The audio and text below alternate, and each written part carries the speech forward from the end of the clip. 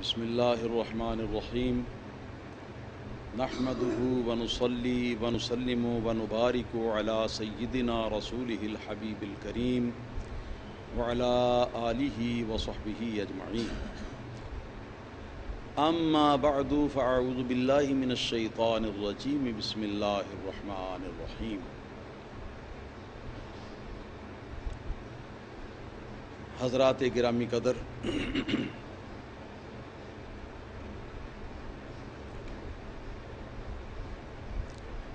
میرے سامنے جو اس وقت سوال ہے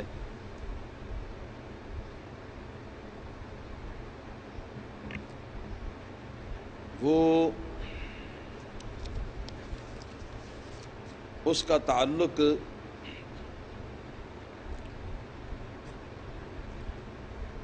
پروفیسر طاہر القادری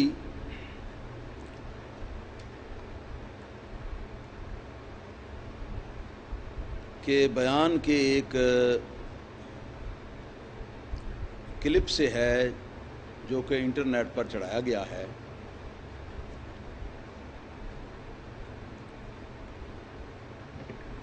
جس میں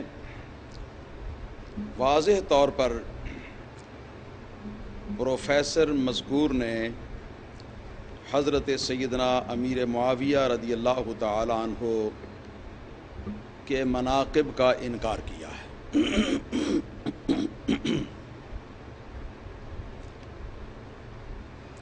اور کہا ہے کہ سیدنا امیر معاویہ رضی اللہ تعالیٰ عنہ کے مناقب ہیں کہاں؟ ان کے لیے تو بس یہ ہے کہ کہہ دو کہ صحابی رسول ہیں اور بس، اس کے آگے کوئی ان کے مناقب جو ہیں وہ نہیں ہیں۔ ان کے کوئی ایسے مناقب نہیں ہیں کہ جن کو بیان کیا جائے۔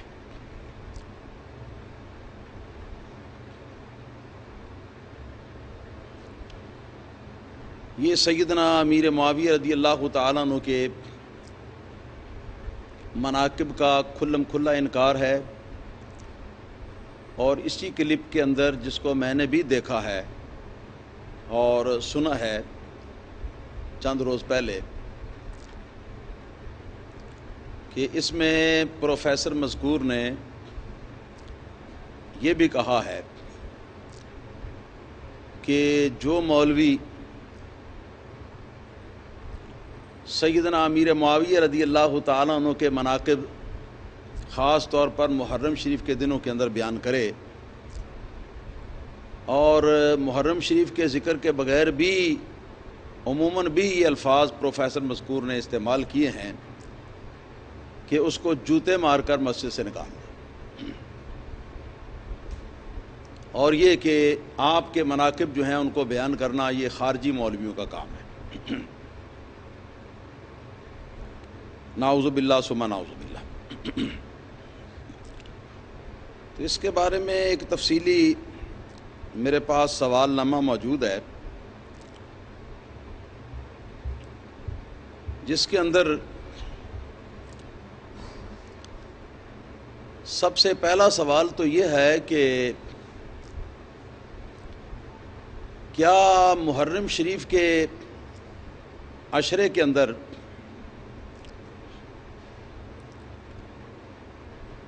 یا 9ویں یا 10ویں یا 11ویں محرم کو حضرت سیدنا امیر معاویہ رضی اللہ تعالیٰ عنہ کے مناقب بیان کرنا یہ اتنا بڑا جرم ہے کہ بیان کرنے والے کو جوتے مار کر مسجد سے نکال دینا چاہیے؟ پہلے پروفیسر صاحب کو اپنی زبان دیکھنی چاہیے کہ کس قدر گھٹیا اور بازاری قسم کے جو لوگ ہوتے ہیں ان کی زبان استعمال کی ہے کہ جوتے مار کر مسجد سے نکال دیا جائے۔ فلا حول ولا قوت الا باللہ العلی العظیم۔ اس کا جواب یہ ہے کہ بحمدہ تعالی سیدنا امیر معاویہ رضی اللہ تعالیٰ عنہ کے مناقب ہیں اسلامی لٹریچر کے اندر، جن میں سے دو تین کا میں ابھی ٹھہر کے تذکرہ کروں گا انشاءاللہ تعالی۔ اور ان کے صحابی ہونے کو تو پروفیسر طاہر القادری بھی مان رہے ہیں، تسلیم کر رہے ہیں۔ تو میں کہتا ہوں صحابی ہونے سے بڑھ کر منقبت اور کیا ہو سکتی ہے کہ ساری دنیا کے مسلمان اکٹھے ہو کر جو صحابی نہ ہوں، قیامت تک ساری دنیا کے مسلمان اکٹھے ہو کر بھی نبی پاک صلی اللہ علیہ وسلم کے سب سے کم مرتبے والے صحابی کے برابر نہیں ہو سکتے۔ کتنی بڑی منقبت ہے یہ بھی۔ تو میرا عرض کرنا یہ ہے کہ پروفیسر صاحب جو ہیں انہوں نے کتابوں کا ڈھیر اپنے ساتھ دائیں بائیں بغل میں لگا کر اور کتابوں کا بار بار تذکرہ کر کے کہ 50 کتابیں میرے پاس عقیدے کی، 50 کتابیں میرے پاس عقیدے کی، 50 کتابیں میرے پاس عقیدے کی، تو یہ ان کتابوں کو بار بار نام لے لے کے کتابوں ان میں سے بعض کے زیادہ کو تو چھیڑا ہی نہیں۔ تو یہ انہوں نے فتویٰ دیا ہے کہ 9ویں یا 10ویں محرم الحرام کو یا محرم کے عشرے میں، اور ایک موقع پر جیسے کہ مجھے سمجھ میں آیا ہے کہ محرم کا ذکر نہیں بھی ہے، تو امیر معاویہ رضی اللہ تعالیٰ عنہ کے مناقب بیان کرنا جو ہے یہ یزیدیوں کا کام ہے، اور یہ کہ ان کو جوتے مار کر مسجد سے نکال دو یا جوتے مار کر نکال دو۔ یہ فتویٰ جو پروفیسر صاحب نے دیا ہے، میرا یہ سوال ہے کہ فتوے کی بنیاد ہوتی ہے شریعت کے 4 دلیلوں کے اوپر، وہ قرآن ہے، وہ سنہ ہے، وہ اجماع امہ ہے، اور وہ قیاس شرعی۔ مگر پروفیسر صاحب نے ان 4 دلیلوں میں سے کسی ایک دلیل کا بھی ذکر نہ کیا، اور پروفیسر صاحب اتنے تہی دامن ہیں اس سلسلے میں کہ انہوں نے جب یہ فتویٰ جڑ دیا تو فتویٰ جڑنے کے وقت کوئی ایک فقہ حنفی میں کہ جس کے وہ اپنے آپ کو ٹھیکیدار بنائے بیٹھے ہیں آج کل، اور ٹھیکیدار بنا کر فقہ حنفی کا تو اس کے بقیے ادھیڑ رہے ہیں اور اس پر ظلم کر رہے ہیں، تو اس فقہ حنفی کی کسی کتاب کا حوالہ نہیں دیا۔ تو میرا یہ مطالبہ ہے پروفیسر صاحب سے کہ وہ کسی حنفی مذہب کی کسی کتاب یا علم کلام کی کسی کتاب جو کہ اہل سنت و جماعت کی معتبر کتاب ہو، اس میں سے کسی اہل سنت و جماعت کے کا معتبر اور مانا ہوا اہل سنت کے نزدیک قول جو ہے وہ ایسا وہ پیش کریں کہ جہاں یہ ہو کہ 9ویں یا 10ویں محرم الحرام میں حضرت امیر معاویہ رضی اللہ تعالیٰ عنہ کے مناقب بیان کرنا یزیدیوں کا کام ہے، اور یہ کہ نعوذ باللہ ایسا کام کرنے والے کو جوتے مار کر مسجد سے نکال دینا چاہیے۔ میرا سوال قیامت تک کے لیے پروفیسر صاحب پر ہے، قیامت تک مہلت ہے، پروفیسر صاحب اس کا جواب دیں۔ اور منہاج القرآن والوں سے میری درخواست ہے، مؤدبانہ التماس ہے کہ آپ اپنے قائد صاحب سے اس بات کا تقاضا کریں، اس بات کا مطالبہ کریں کہ علم کا جواب جو ہے وہ علم سے دینا چاہیے، یہ نہیں کہ چند ایک بازاری قسم کے لوگ جو ہیں ان کو آگے لگا دیا جائے کہ وہ مفتی صاحب کو گالیاں دیتے رہیں اور گالیاں وہ بول کر تو اس کو انٹرنیٹ کے اوپر چڑھا دیں۔ گالیوں کا جواب ہمارے پاس کوئی نہیں ہے، اور یہ ہم کہتے ہیں کہ الاناء یترشح بما فیہ، برتن میں سے وہی باہر آتا ہے جو کہ اس کے اندر ہوتا ہے۔ تو یہ گالیاں باہر آنا جو ہے یہ ان کی جو تربیت ہے، اس تربیت کے اندر جو گندگی اور جو غلاظت ہے، اس غلاظت کی علامت ہے کہ جیسی تربیت پروفیسر صاحب نے کی ہے تو ویسا ہی وہ ان کے جو ماننے والے ہیں وہ جواب بھی دیں گے۔ علم کا جواب علم سے ہونا چاہیے۔ تو میرا یہ سوال ہے کہ کون سی یہ مستند احناف کی کتاب میں یا علم کلام کی کتاب کے اندر یہ لکھا ہوا ہے کہ امیر معاویہ رضی اللہ تعالیٰ عنہ کے مناقب بیان کرنا یزیدیوں کا کام ہے، اور یہ کہ نعوذ باللہ ثم نعوذ باللہ جو بیان کرے وہ یزیدی ہے اور وہ خارجی ہے، اور نعوذ باللہ یہ کہ اس کو جوتے مار کر مسجد سے نکال دینا چاہیے۔ میرے خیال میں تو اتنا سوال ہی کافی ہے اس کے جواب میں۔ لیکن مزید میں یہ عرض کرتا ہوں کہ ہر وقت جو ہے وہ اس وقت میں وقت کی کوئی قید نہیں کسی بزرگ کے مناقب بیان کرنے کے لیے۔ عند ذکر الصالحین تنزل الرحمہ، یہ بھی ہے کہ اللہ کے نیک بندوں کے ذکر کے وقت اللہ تعالیٰ کی رحمت جو ہے وہ نازل ہوتی ہے۔ تو اگر کوئی شخص اہل بیت کرام کا بھی ادب کرتا ہو اور اہل بیت کرام کا ادب ملحوظ رکھتا ہو، اور اس کو ملحوظ رکھ کے اگر کوئی 9ویں محرم کو یا 10ویں محرم کو بھی حضرت امیر معاویہ رضی اللہ تعالیٰ عنہ کے کچھ مناقب بیان کر دے، تو اس میں شرعی لحاظ سے کوئی اس کے اوپر قدغن نہیں ہے، کوئی اس کے اوپر پابندی نہیں ہے، اور جو اس پابندی کا دعویٰ کرتا ہے وہ اس پابندی کی دلیل لائے، مگر نص صریح لانی ہوگی۔ ادھر ادھر کی باتیں ہانکنے کے بجائے صریح نص جو ہے وہ لانی ہوگی، جیسا کہ میں نے تقاضا کیا ہے۔ تو اس کے ساتھ ساتھ میں یہ بھی عرض کروں گا کہ ایک صحابی رسول رضی اللہ تعالیٰ عنہ جو ہیں، ان کے اوپر اتنا ظلم کہ ان کے مناقب بھی کوئی نہیں، بیان کرنے کے لیے۔ تو یہ بات جو ہے میں یہ عرض کروں گا کہ جو لوگ حضرت امیر معاویہ رضی اللہ تعالیٰ عنہ کے مناقب کا انکار کرتے ہیں، وہ اہل سنت و جماعت کے برعکس وہ تفضیلی شیعہ ہیں، تفضیلی شیعہ۔ تو اس بنا پر پروفیسر صاحب جو ہیں وہ تفضیلی شیعہ کے فرقے کے اندر شمار ہوتے ہیں۔ اب آپ سمجھ لیں کہ یہ کیا کر رہے ہیں۔ پھر انہوں نے یہ بھی کہا ہے، بار بار دہرا کے کہا ہے، شرح عقائد نسوی اپنے سامنے رکھی ہوئی ہے، ایک اور کتاب ہے جس میں سے کچھ عبارت پڑھی ہے،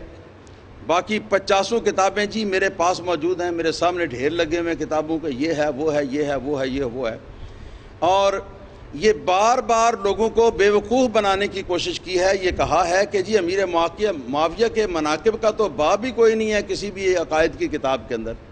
یہ دیکھو میرے پاس شرح عقائد نسوی ہے، یہ فلاں ہے یہ فلاں ہے، امیر معاویہ کے مناقب کا تو باب ہی کوئی نہیں ہے کسی علم کلام کی کسی کتاب کے اندر۔ میں کہتا ہوں کہ جس کے مناقب کا باب کہیں نہ ہو کسی کتاب کے اندر، تو کیا اس کے فی الواقع مناقب سے انکار کیا جا سکتا ہے جو کہ اللہ تعالیٰ نے اس کو عطا کیے ہوں؟ پہلے تو یہ ضابطہ ہی غلط ہے، اور اس ضابطے کے لیے بھی کوئی دلیل ہونی چاہیے، کون سی قرآن کی آیت میں لکھا ہے، کون سی حدیث پاک میں لکھا ہے، اور علماء کلام کی کس کتاب میں یہ لکھا ہوا ہے کہ جس کے مناقب کا باب علم کلام کی کتابوں میں نہ ہو اس کے مناقب ہوتے ہی کوئی نہیں۔ یہ کون سی کتاب میں لکھا ہے، کس نے لکھا ہے یہ؟ اس کا جواب پروفیسر صاحب کے ذمہ ہے، اس کا جواب پروفیسر صاحب جو ہیں وہ دیں، اور ان کے حواری جو ہیں ان سے لے کے تو وہ ہمارے سامنے پیش کریں۔ اور پھر یہ کہ میں یہ عرض کروں گا کہ وہ باپ کی بات کرتے ہیں، ان کو تو یہ پتہ ہی نہیں علم کلام کی کتابیں ہوتی کیا ہیں اور علم کلام میں ہوتا کیا ہے، اور ان کو پتہ ہی نہیں علم کلام کی کتابوں کے اندر کیا ہوتا ہے۔ اگر انہوں نے شرح عقائد نسوی جس کا بار بار وہ ذکر کرتے ہیں اور بار بار جس کی وہ عبارتیں غلط کر کے پڑھتے ہیں، تو اس کتاب کو ہی اول سے آخر تک آپ وہ دیکھ لیتے تو ان کو پتہ ہوتا کہ علم کلام کے اندر کسی کے مناقب یا کسی کے فضائل کا باب نہیں ہوتا، ان کو یہ پتہ ہوتا۔ مگر جانے پروفیسر صاحب کی بلا کہ علم کلام کی کتابوں کے اندر بھی باب ہوتا ہے یا نہیں ہوتا، یہ تو اس کو پتہ ہو جس نے علم کلام کی کتابیں جو ہیں استیاب کے ساتھ پڑھی ہوں۔ میں پروفیسر صاحب سے پوچھتا ہوں ایک بات، پروفیسر صاحب قبلہ یہ فرمائیں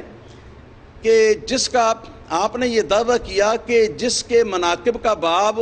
علماء کلام کی کتابوں کے اندر موجود نہ ہو اس کے مناقب ہوتے ہی کوئی نہیں، تو آپ کے اسی دعوے کی بنیاد پر میں آپ سے یہ سوال کرتا ہوں کہ کیا رسول اللہ صلی اللہ علیہ وسلم کے مناقب کا باب شرح عقائد نسوی میں ہے؟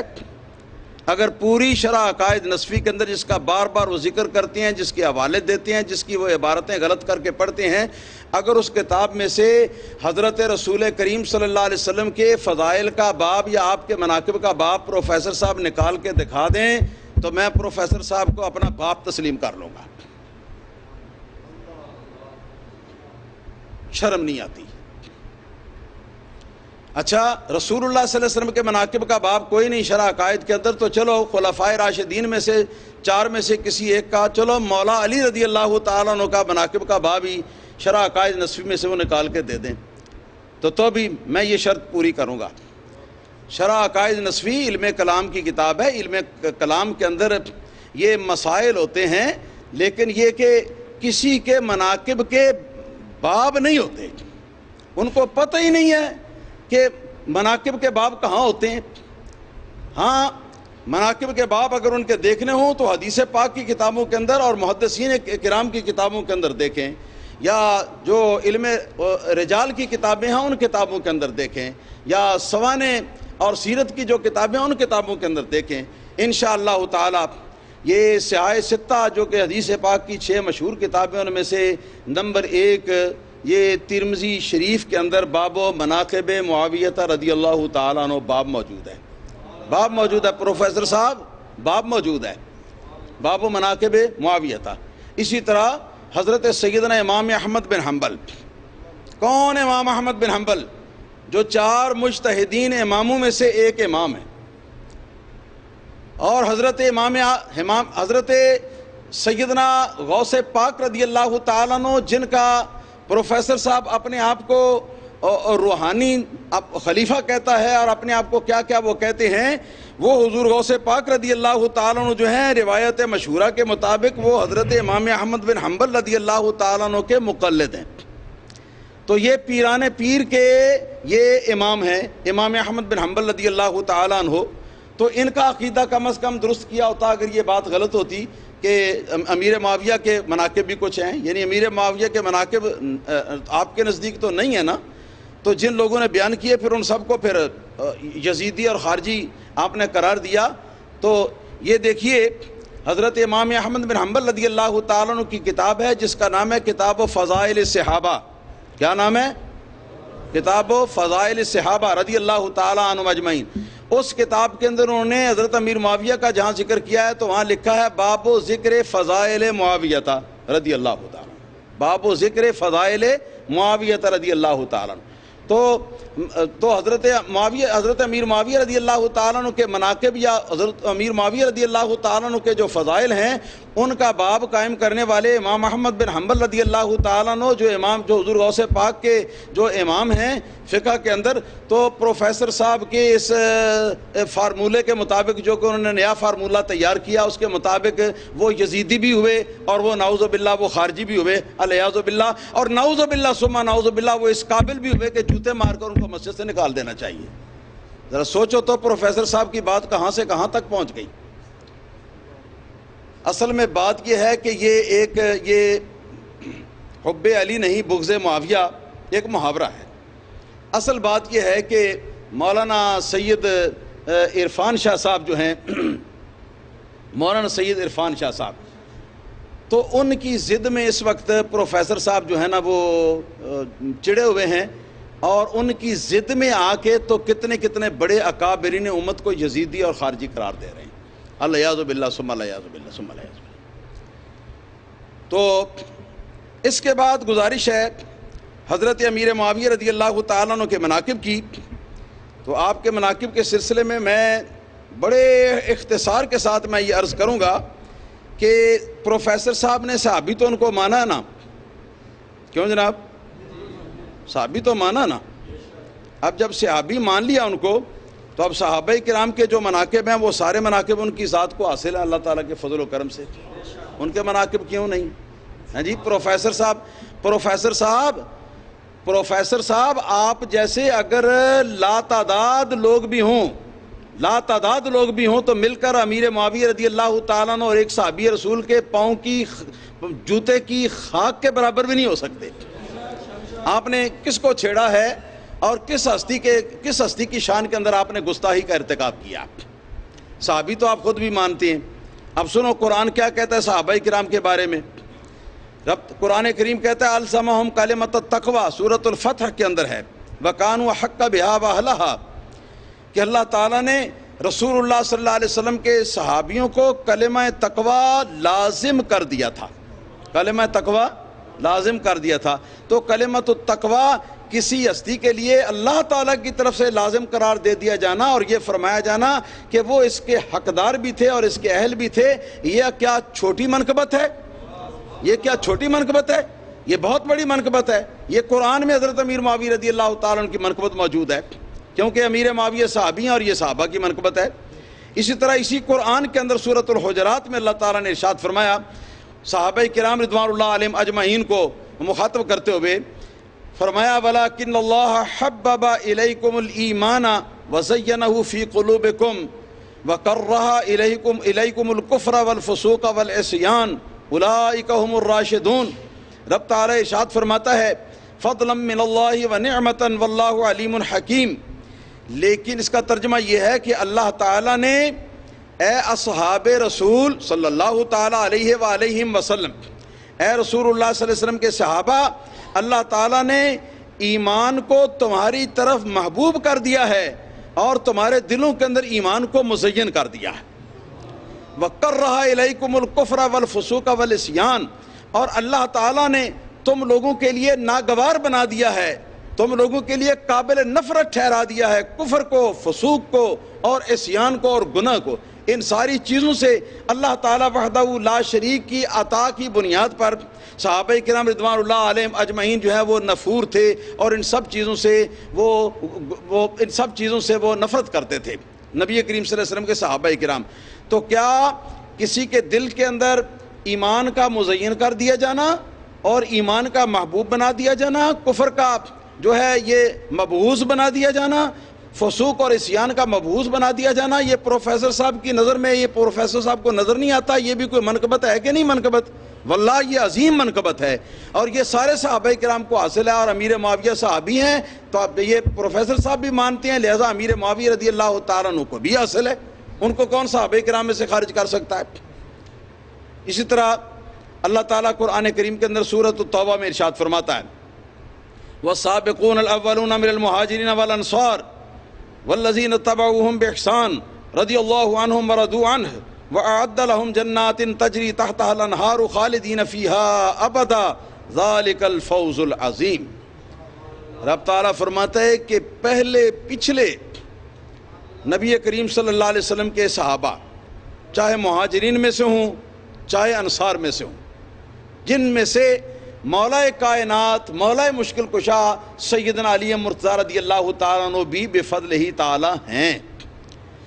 اللہ تعالیٰ ان پچھلے مہاجرین اور انصار صحابہ کرام رضوان اللہ تعالیٰ علیہم اجمعین کا تذکرہ کرتا ہے، پھر فرماتا ہے کہ یہ تو پہلے ہوئے سبقت لے جانے والے، والذین اتبعوہم، اور وہ لوگ جو ان سبقت لے جانے والوں کے ایمان لانے کے بعد پھر ان کے سے آ کے مل گئے، ان کی پیروی میں وہ بھی ایمان کو قبول کر چکے، ایسے صحابہ کرام جو ہیں، اور احسان کے ساتھ، بے احسان ان احسان کے ساتھ، خلوص کے ساتھ، تو ان کے لیے اللہ تعالیٰ نے کیا رکھا ہے؟ چاہے وہ پہلے پرانے صحابہ ہیں، چاہے وہ نئے صحابہ کرام ہیں، چاہے وہ مہاجرین ہیں، چاہے وہ انصار ہیں، جن کے اندر یقیناً حضرت امیر معاویہ رضی اللہ تعالیٰ عنہ داخل ہیں، کیونکہ بقول پروفیسر صاحب کے یہ ان کے تسلیم کرنے کے ساتھ یہ بات ہے کہ وہ حضرت امیر معاویہ رضی اللہ تعالیٰ عنہ جو ہیں وہ بھی صحابی ہیں۔ رب تعالیٰ فرماتا ہے رضی اللہ عنہم ورضوا عنہ، کہ اللہ تعالیٰ ان سے راضی ہوا اور وہ اللہ تعالیٰ سے راضی ہو گئے۔ وہ کوئی چھوٹی بات ہے؟ ساری عمر گھٹنے ٹیک کر تو لوگ عبادت کرتے ہیں، مشقتیں برداشت کرتے ہیں، پتہ نہیں کیا کیا تکلیفیں برداشت کرتے ہیں، کس لیے؟ کہ اللہ راضی ہو جائے۔ مگر یہ صحابہ کرام وہ ہیں جن میں سے امیر معاویہ رضی اللہ تعالیٰ عنہ بھی جن کے اندر شامل ہیں، اور میں ان کا نام لے کر بھی کہہ سکتا ہوں اس عموم کے اندر چونکہ وہ داخل ہیں، کہ امیر معاویہ تو وہ ہیں کہ جن سے اللہ تعالیٰ راضی ہو چکا اور اللہ تعالیٰ سے وہ راضی ہو چکے۔ جب اللہ ان سے راضی ہو چکا اور وہ اللہ تعالیٰ سے راضی ہو چکے، پروفیسر صاحب ایمان سے بتائیں کہ کیا یہ چھوٹی منقبت ہے جو کہ اندھوں کو بھی نظر آتی ہے؟ جس کے سر کے اندر شہدولہ کے چوہے کے برابر بھی دماغ ہے نا، تو اس کو بھی سمجھ میں آتا ہے، پروفیسر صاحب کو پتہ نہیں کیوں سمجھ میں نہیں آتا۔ اسی طرح رب تعالیٰ نے فرمایا وَأَعَدَّ لَهُمْ جَنَّاتٍ تَجْرِي تَحْتَهَا الْأَنْهَارُ، اللہ تعالیٰ نے ان سب کے لیے، پہلوں کے لیے بھی، بعد والوں کے لیے بھی، جتنے بھی صحابہ ہیں ان سب کے لیے جنتیں تیار کر رکھی ہیں جن کے نیچے سے نہریں بہتی ہیں۔ کیا جنت کی خوشخبری دنیا کی زندگی کے اندر ہی مل جانا یہ کیا چھوٹی سی منقبت ہے؟ پھر فرمایا خالدین فیہا ابدا، ان جنتوں کے اندر وہ ہمیشہ ہمیشہ رہیں گے، ہمیشہ ہمیشہ رہیں گے۔ ذالک الفوز العظیم، اللہ تعالیٰ فرماتا ہے کہ یہ عظیم کامیابی ہے، یہ عظیم کامیابی ان کے برابر کسی اور کو تو حاصل نہیں ہے، یہ تو صحابہ کرام کا ہی مقدر ہے۔ اتنی عظیم جو کیا نام ہے کامیابی ہے اللہ تعالیٰ کے فضل و کرم سے۔ اسی طرح اللہ تعالیٰ ارشاد فرماتا ہے سورۃ الحدید کے اندر، فرماتا ہے لا یستوی منکم من انفق من قبل الفتح وقاتل. رب تعالیٰ فرماتا ہے کہ جن لوگوں نے، جن صحابہ نے فتح مکہ سے قبل اللہ کی راہ میں خرچ بھی کیا اور کفار کے ساتھ جہاد بھی کیا، اولئک اعظم درجۃ من الذین انفقوا من بعد وقاتلوا، یقیناً یہ لوگ جو ہیں تو یہ لوگ درجے کے اعتبار سے ان لوگوں سے بڑے ہیں، ان کا درجہ ان لوگوں سے عظیم تر ہے کہ جن لوگوں نے اللہ کی راہ میں فتح مکہ کے بعد خرچ کیا، ان کو موقع بعد میں ملا، یعنی بعد میں مسلمان ہوئے اور بعد میں نبی کریم صلی اللہ علیہ وسلم کے ساتھ مل کر انہوں نے جہاد کیا کفار کے ساتھ. ان لوگوں کے مقابلے میں یہ جو فتح مکہ سے پہلے مسلمان ہونے والے ہیں ان کا درجہ بہت بڑا ہے. فتح مکہ سے پہلے جو مسلمان ہونے والے ہیں ان میں سے حضرت علی مرتضیٰ شیر خدا رضی اللہ تعالیٰ عنہ بھی ہیں. جو اہل سنت و جماعت کا عقیدہ ہے کہ حضرت امیر معاویہ رضی اللہ تعالیٰ عنہ صحابی رسول ہیں، بہت عظیم ان کا مرتبہ ہے، لیکن اس عظیم المرتبیت کے باوجود بھی مولا علی رضی اللہ تعالیٰ عنہ کے ساتھ درجے کے اندر ان کا موازنہ اور ان کا مقابلہ ہرگز نہیں ہے. اہل سنت و جماعت کے عقیدے کے اندر مولا علی مرتضیٰ رضی اللہ تعالیٰ عنہ کا درجہ ان کے مقابلے میں بہت زیادہ بڑا ہے، اور رب کا قرآن بھی فرماتا ہے کہ بڑا ہے، اس لیے کہ وہ فتح مکہ سے پہلے والے صحابیوں میں. اور امیر معاویہ رضی اللہ تعالیٰ عنہ روایت مشہورہ کے مطابق فتح مکہ کے روز یہ مسلمان ہوئے ہیں، اور ایک روایت کے مطابق یہ ہے کہ اس سے پہلے مسلمان ہو چکے تھے مگر اپنے باپ کے خوف کی وجہ سے اور اپنے رشتہ داروں کے خوف کی وجہ سے انہوں نے اپنے ایمان کو چھپایا ہوا تھا، تو فتح مکہ کے روز انہوں نے اظہار کر دیا. تو بہرحال اگر بعد والوں کے اندر بھی ان کو شمار کیا جائے تو تب بھی رب فرماتا ہے کہ یہ ٹھیک ہے کہ پہلے والے صحابہ کا مرتبہ بہت بڑا ہے، دوسرے یہ فتح مکہ کے بعد جو صحابی ہوئے ہیں ان کے مرتبے سے ان کے پہلوں کا مرتبہ جو ہے وہ بہت زیادہ ہے. لیکن رب تعالیٰ فرماتا ہے کہ وَكُلًّا وَعَدَ اللَّهُ الْحُسْنَى، اس حسنہ کی تفسیر میں مفسرین نے فرمایا ہے کہ جنت ہے، یہ حسنہ جنت ہے. رب فرماتا ہے كُلًّا وَعَدَ اللَّهُ الْحُسْنَى، لیکن یہ یاد رکھو کہ ان سب سے، چاہے فتح مکہ سے پہلے والے صحابہ ہیں یا فتح مکہ کے بعد والے صحابہ ہیں، ان سب صحابہ کے ساتھ اللہ تعالیٰ نے جنت کا وعدہ کیا، جنت کا وعدہ کیا ہے. اور اسی طرح رب تعالیٰ نے سورۃ النساء کے اندر بھی ایک مقام پر فرمایا ہے وَكُلًّا وَعَدَ اللَّهُ الْحُسْنَى، اللہ تعالیٰ نے سب کے ساتھ جنت کا وعدہ کیا ہے. یہ قرآن کے اندر حضرت مولا علی رضی اللہ تعالیٰ عنہ کے مناقب بھی یہ موجود ہیں جن کو ہم پڑھ رہے ہیں، اور اس لیے پڑھ رہے ہیں کہ مولا علی رضی اللہ تعالیٰ عنہ کے مناقب کا ہم انکار نہیں کرتے. امیر معاویہ رضی اللہ تعالیٰ عنہ جیسے ہزاروں لوگوں کے مقابلے میں حضرت علی مرتضیٰ رضی اللہ تعالیٰ عنہ کو ہم افضل و اعظم تسلیم کرتے ہیں، لیکن اس کے باوجود امیر معاویہ رضی اللہ تعالیٰ عنہ صحابی رسول ہیں اور ان کے بھی مناقب ہیں، ان کے بھی فضائل ہیں. اللہ تعالیٰ کے فضل و کرم سے یہ تمام صحابہ کرام کے فضائل جتنے احادیث کے اندر آئے ہیں بفضل ہی تعالیٰ، وہ سارے کے سارے فضائل جو ہیں اور سارے کے سارے مناقب حضرت سیدنا امیر معاویہ رضی اللہ تعالیٰ عنہ کی ذات بابرکات کو بھی حاصل ہے. اب تھوڑا سا حدیث پاک میں سے نمونہ دیکھ لیجئے. دیکھیے ترمذی کی روایت ہے، نبی کریم صلی اللہ تعالیٰ علیہ وسلم نے ارشاد فرمایا حضرت امیر معاویہ رضی اللہ تعالیٰ عنہ سے کہ اللہم اجعلہ ہادیا مہدیا واہد بہ، کہ یا اللہ امیر معاویہ کو ہدایت دینے والا بھی بنا، امیر معاویہ کو ہدایت یافتہ بھی بنا، واہد بہ، اور ان کے ذریعے سے اور لوگوں کو بھی ہدایت عطا فرما. تو یہ حدیث پاک کے اندر امیر معاویہ کی منقبت ہے کہ وہ ہادی بھی ہیں، مہدی بھی ہیں، اور وحد بہی کا بھی مصداق ہے اللہ تعالیٰ کے فضل و کرم سے. یہ چھوٹی منقبت ہے، یہ پروفیسر صاحب کو نظر نہیں آتی. اسی طرح حضرت امیر معاویہ رضی اللہ تعالیٰ عنہ کے بارے میں صحیح مسلم کے اندر بھی موجود ہے اور بھی حدیث کی کتابوں کے اندر موجود ہے. ابھی جو ترمذی کی روایت میں نے پیش کیا ہے اس کو حدیث حسن قرار دیا امام ترمذی رحمۃ اللہ تعالی علیہ نے، حالانکہ فضائل کے اندر تو حدیث ضعیف بھی قابل قبول ہوتی ہے، مقبول ہوتی ہے. اور اگر یہ بات ان کو پسند نہ ہو تو پروفیسر صاحب کی اپنی لکھی ہوئی نہیں لکھائی ہوئی اپنے ٹیوٹروں سے جو کتابیں ہیں، بہر المنصوب تو وہ پروفیسر صاحب کی طرف ہیں، ان میں دیکھ لیں کہ انہوں نے فضائل کے اندر کتنی موضوع روایتیں لکھی ہیں اور انہوں نے قبول کیا اور ان سے استدلال کیا ہے، اور کتنی انہوں نے ضعیف روایتیں جو ہیں وہ فضائل کے باب کے اندر انہوں نے نقل کی ہیں، اور ان سے بھی انہوں نے استدلال کیا ہے۔ اس بات کو میں اجمال میں ہی رہنے دیتا ہوں، تفصیل اس کی اگر پروفیسر صاحب مطالبہ کریں گے یا ان کے حواریوں کی طرف سے تو میں اس کی تفصیل کھولوں گا اور اس کو بتاؤں گا انشاءاللہ تعالی۔ لیکن یہ تو روایت حسن کے درجے کی ہے، اور صحیح روایت کے اندر موجود ہے صحیح مسلم وغیرہ میں کہ حضرت امیر معاویہ رضی اللہ تعالیٰ عنہ نبی کریم صلی اللہ تعالیٰ علیہ وسلم کے یہاں کاتب وحی تھے۔ کون تھے؟ کاتب وحی، حضور کی وحی جو ہے اس کو نقل کرنے والے، اس کو لکھنے والے جو چند ایک صحابہ کرام میں سے حضرت امیر معاویہ رضی اللہ تعالیٰ عنہ کی ذات بابرکات بھی ایک ہے۔ یہ پروفیسر صاحب کو نظر نہیں آتا یہ کوئی منقبت ہے یا نہیں ہے؟ نبی کریم صلی اللہ علیہ وسلم کے سامنے کاتب وحی ہونا یہ کوئی چھوٹی منقبت ہے؟ مگر آنکھ والا تو تیرے جوبن کا تماشا دیکھے، دیدہ کور کو کیا آئے نظر کیا دیکھے۔ نعرہ تکبیر، نعرہ رسالت، عظمت و شان صحابہ۔ اگر بغض معاویہ رضی اللہ تعالیٰ عنہ کی بیماری جو ہے اس نے اپنا رنگ آنکھوں کے اوپر چڑھا دیا ہو تو پھر ایسی آنکھوں کے ساتھ تو امیر معاویہ کے مناقب واقعی نظر نہیں آ سکتے۔ اسی طرح مسند احمد بن حنبل رضی اللہ تعالیٰ عنہ جن امام کا میں پہلے تذکرہ کر چکا ہوں، ان کی مسند جو ہے اس کے اندر سیدنا ارباز بن ساریہ رضی اللہ تعالیٰ عنہ سے مرفوعاً مروی ہے کہ رسول اللہ صلی اللہ تعالیٰ علیہ وسلم نے ارشاد فرمایا کہ اللہم علم معاویۃ الکتاب والحساب وقہ العذاب، کہ اے اللہ معاویہ کو لکھنا اور حساب کرنا سکھا دو اور معاویہ کو اپنے عذاب سے بچانا۔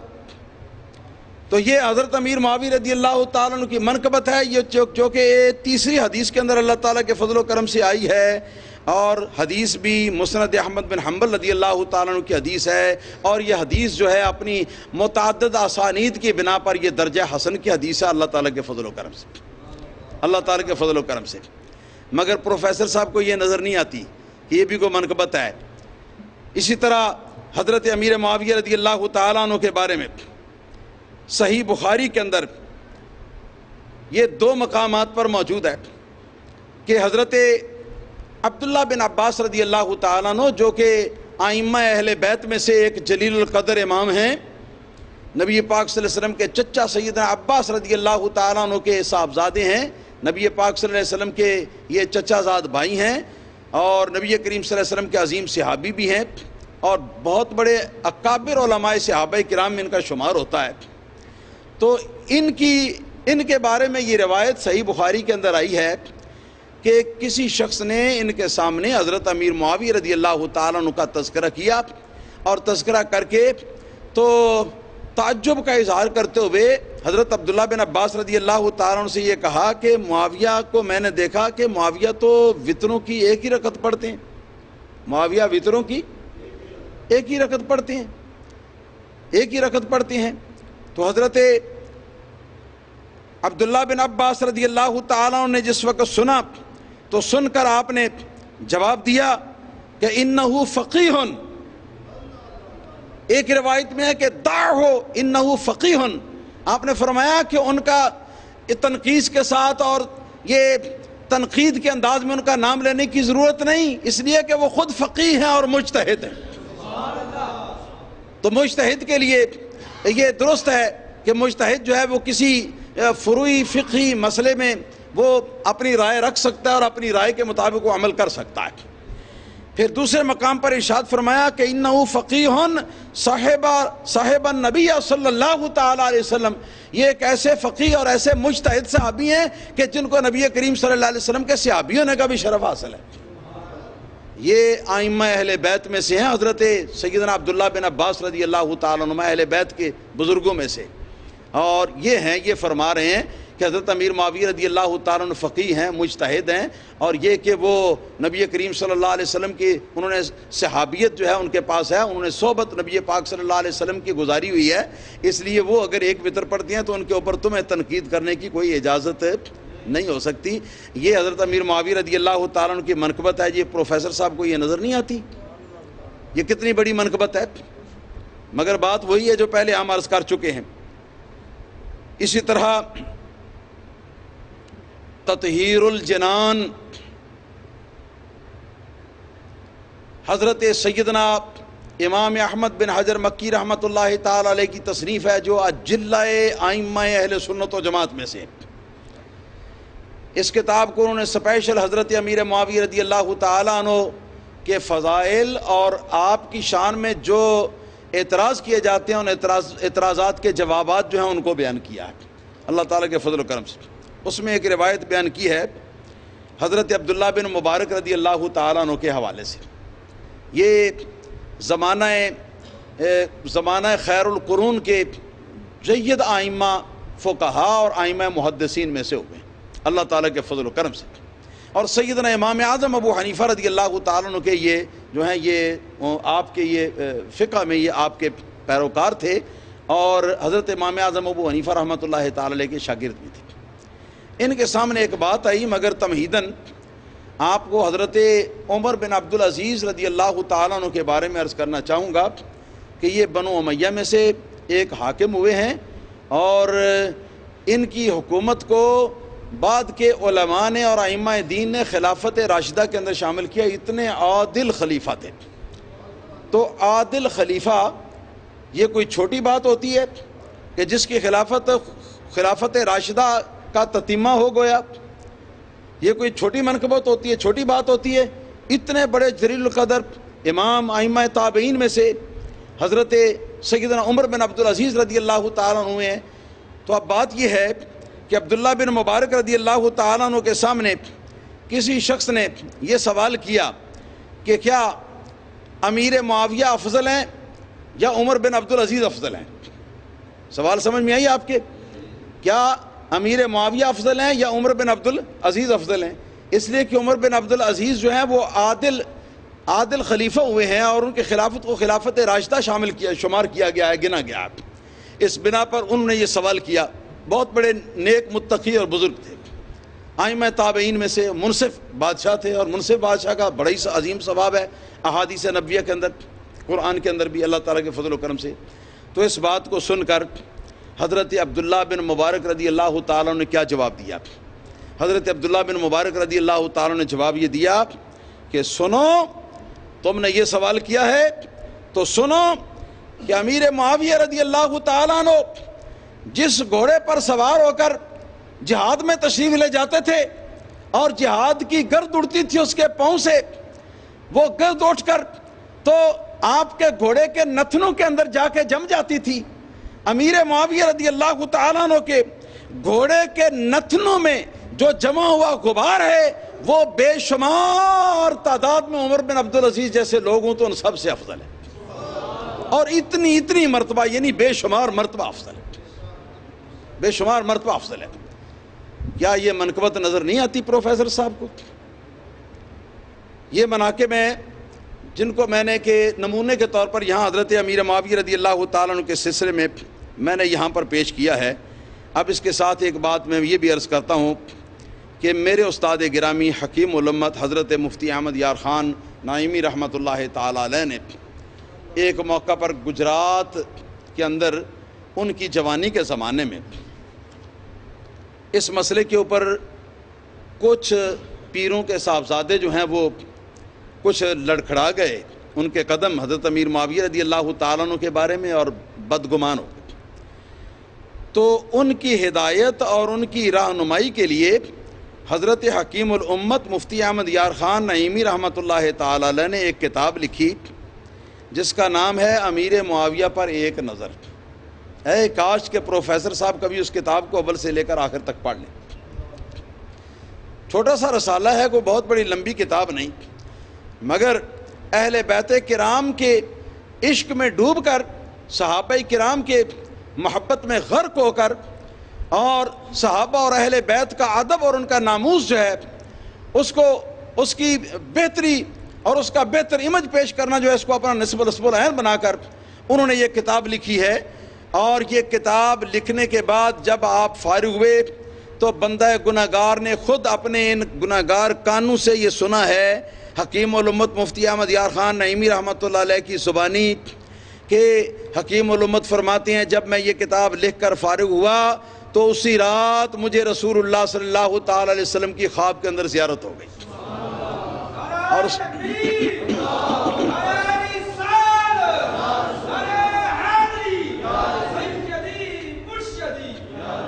اور رسول اللہ صلی اللہ تعالی علیہ وسلم نے، حکیم الامت مفتی صاحب فرماتے ہیں کہ رسول اللہ صلی اللہ علیہ وسلم نے مجھے شاباش دیتے ہوئے، گویا میرا شکریہ ادا کرتے ہوئے کہا کہ تم نے کتنا اچھا کیا کہ میرے ایک صحابی کی عزت بچا لی، میرے ایک صحابی کی عزت بچا لی. پروفیسر صاحب بھی بڑے عاشق رسول بنتے ہیں اور عاشق رسول ہونے کا بڑا دعویٰ کرتے ہیں. تو رسول اللہ صلی اللہ علیہ وسلم سے محبت کا تقاضا جو یہ ہے، تقاضا یہ ہے کہ رسول اللہ صلی اللہ علیہ وسلم کی آل اور رسول اللہ صلی اللہ علیہ وسلم کے اصحاب جو ہیں وہ تو رسول اللہ صلی اللہ علیہ وسلم کی آل ہیں اور رسول اللہ صلی اللہ علیہ وسلم کے اصحاب ہیں جن کی مثال ہی دنیا کے اندر کوئی نہیں ہے انبیاء کرام علیہ الصلوۃ والسلام کے بعد. لیکن ہمارے علماء نے تو یہاں تک لکھا ہے، ہمارے امام نے تو یہاں تک لکھا ہے کہ رسول اللہ صلی اللہ تعالی علیہ وسلم کے پہننے کے جو جوڑے مبارک ہیں نا، ان جوڑے مبارک کو جو شخص نظر اقارت سے دیکھے یا جو شخص ان کی عظمت کا اعتراف نہ کرے تو وہ بھی دار اسلام سے خارج ہے، مسلمان نہیں رہتا. چاہے جائے کہ کسی صحابی رسول کے بارے میں ایسا زہر اگلے الیاذ باللہ ثم الیاذ باللہ ثم الیاذ باللہ. اور یہاں پر میں یہ بات بھی آپ حضرات کی خدمت میں عرض کر دیتا ہوں کہ پروفیسر صاحب نے یہاں اس موقع پر تقریباً 2 یا 3 عبارتیں جو ہیں اپنے اس کلپ کے اندر پڑھیں، 2 یا 3 عبارتیں پڑھی، اور یہ عبارتیں جو ہیں یہ پروفیسر صاحب نے غلط پڑھی ہیں. پروفیسر صاحب بھی نوٹ فرما لیں اور پروفیسر صاحب کے جو حواری ہیں وہ بھی نوٹ فرما لیں اور پروفیسر صاحب اپنی اصلاح کریں اور جو حواری ہیں وہ بھی کوشش کر کے اپنے پروفیسر صاحب کی وہ بھی اصلاح کرنے کی کوشش کریں. یہاں پر ایک عبارت انہوں نے پڑھی ہے شرح العقائد النصفیہ سے. یہ ایک علم کلام کی وہ کتاب ہے کہ جو ہمارے یہاں دینی مدارس کے اندر درس نظامی کے کورس میں پڑھائی جاتی ہے، دیوبندیوں کے یہاں بھی، سنیوں کے یہاں بھی، اور غیر مقلدین اہل حدیث کہلانے والے جو ہیں ان حضرات کے بھی بہت سارے مدرسوں کے اندر یہ کتاب پڑھائی جاتی ہے. اس کتاب کا حوالہ دیا ہے، اس میں سے ایک عبارت انہوں نے نقل کی ہے. پروفیسر صاحب نے اس کو اپنے لفظوں میں پڑھا ہے. چنانچہ انہوں نے یہ پڑھا ہے حضرت امیر معاویہ رضی اللہ تعالیٰ عنہ کے بارے میں کہ لم ينقل عن السلف المجتہدین والعلماء الصالحین جواز اللعن علی معاویہ وعذابہ. نقل بمطابق اصل. کوئی شخص مجھے نہ کہے کہ میں عبارت غلط پڑھ رہا ہوں. میں پروفیسر صاحب کی جو پڑھی ہوئی عبارت ہے نا، میں اس کی نقل اتار رہا ہوں. ترجمہ اس کا، صحیح ترجمہ اس کا یہ ہے کہ سلف مجتہدین اور علماء صالحین سے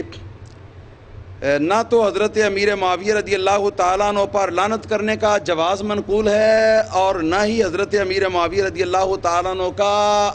اللہ تعالیٰ کے عذاب کا مستحق ہونے کا قول جو ہے وہ منقول ہے. بات آپ کی سمجھ میں آ گئی؟ یہ دونوں باتیں یہ سلف مجتہدین اور علماء صالحین میں سے کسی سے بھی منقول نہیں. لیکن جس طرح پروفیسر صاحب نے غلط پڑھا ہے، مگر پروفیسر صاحب کی جانے بلا کہ فاعل کیا ہوتا ہے، مفعول کیا ہوتا ہے، معطوف علیہ کیا ہوتا ہے، معطوف کیا ہوتا ہے. مجھے افسوس ہے کہ ان کے ٹیوٹر نے عبارتوں پر اعراب لگا کر دینے والوں نے بھی توجہ نہ کی، یا یہ کہ ان کو بھی پتہ نہیں ہے. اصل عبارت یہ ہے جواز اللعن علی معاویہ وعذابہ. وعذابہ، عذاب کا عطف جو ہے یہ جواز کے اوپر ہے، تو جواز کے لفظ کے اوپر اس کا اگر عطف ہو تو اس کا مفہوم بنے گا کہ سلف مجتہدین اور علماء صالحین میں سے کسی ایک سے بھی یہ 2 باتیں جو ہیں یہ منقول نہیں ہیں. 2 باتیں منقول نہیں ہیں. کیا منقول نہیں ہے؟ ایک تو امیر معاویہ پر لعنت کا جائز ہونا یہ منقول نہیں ہے. دوسرے نمبر پہ امیر معاویہ کا مستحق عذاب ہونا جو ہے یہ بھی منقول نہیں ہے. تو اگر عذابہ کو با کے اوپر اگر رفع پڑھ کر با کے اوپر اگر پیش پڑھ کر پڑھا جاتا تو جواز کے اوپر اس کا عطف تھا اور اس کا مفہوم تھا یہ جو کہ میں نے بیان کیا. ہاں جی، اور خیر سے پروفیسر صاحب نے بھی یہی اس کا مفہوم بیان کیا، اس کے لگ بھگ اس کا مفہوم بیان کیا.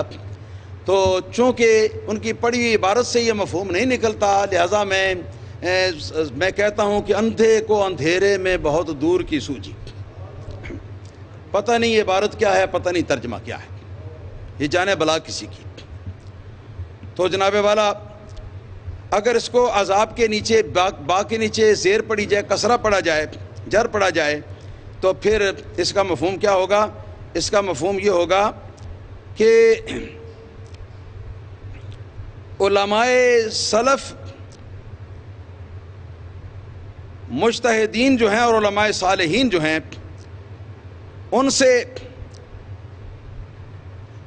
حضرت امیر معاویہ پر لعنت کا جواز جو ہے وہ بھی منقول نہیں ہے، اور امیر معاویہ پر جو عذاب ہے اس عذاب پر لعنت بھیجنا جو ہے اس کا جواز بھی منقول نہیں ہے۔ یہ مطلب بنتا ہے جو پروفیسر صاحب نے عبارت پڑھی ہے اس کا۔ اب پروفیسر صاحب انصاف کریں کہ جس شخص کو اتنی بھی تمیز نہیں کہ علم کلام کی یہ کتاب کو وہ سامنے رکھتا ہے اور رکھ کر تو اس کی عبارت کو بھی وہ نہیں سمجھتا، اس کی عبارت کے اعراب کو نہیں سمجھتا، اس کی ترکیب کو وہ نہیں سمجھتا، تو یہ تو ایسی ہے۔ قرآن پاک نے فرمایا ہے کہ ان لوگوں کی مثال دی ہے کہ جن کو کتاب جو ہے وہ لاد دی گئی ہے، جن کے اوپر اللہ تعالیٰ نے ان کی مثال دی ہے کہ مثل الحمار یحمل اسفارا۔ ان کی مثال جو ہے میں ترجمہ نہیں کرتا، شاید کسی کے دل کو تکلیف نہ پہنچے، خود ترجمہ قرآن پاک ترجمے والا لے کر اس میں سے دیکھ لیں۔ تو 50 کتابیں اپنے سامنے رکھ کر یا اپنے دائیں بائیں رکھ کر اور ان کے بیچ میں بیٹھ کر کوئی بندہ عالم نہیں بن جاتا۔ عالم بنتا ہے جب پہلے بنیادی صرف و نحو پر عبور ہو، اور صرف و نحو جو ہے وہ بنیاد ہے تمام عربی کلام کو سمجھنے کی۔ صرف و نحو کے بغیر کوئی آدمی عالم بھی نہیں کہلا سکتا، اور باقی باتیں تو بہت دور کی۔ دوسری عبارت اسی کتاب سے پروفیسر صاحب نے پڑھی ہے، اسی شرح عقائد نصفی سے، کہ ان رضا یزید بقتل الحسین و استبشاری بذالک۔ یہ پروفیسر صاحب نے اس طرح پڑھے، استبشار کے را کے نیچے زیر پڑا ہے، جر پڑا ہے۔ ان رضا یزید بقتل الحسین و استبشاری بذالک و اہانتہ اہل بیت النبی صلی اللہ علیہ وسلم مما تواتر معنی۔ اس عبارت کے اندر استبشار کا لفظ جو ہے یہ معطوف ہے